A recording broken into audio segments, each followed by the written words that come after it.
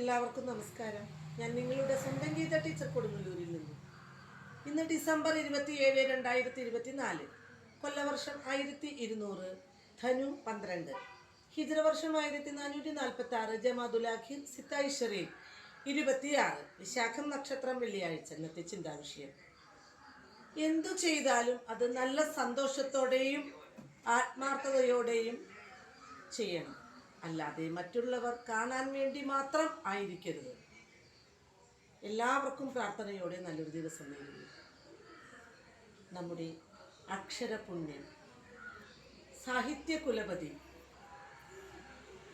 മലയാള സാഹിത്യത്തെ വിശ്വസാഹിത്യത്തിലേക്ക് കൈപിടിച്ചെത്തിയ മഹാപ്രതിഭ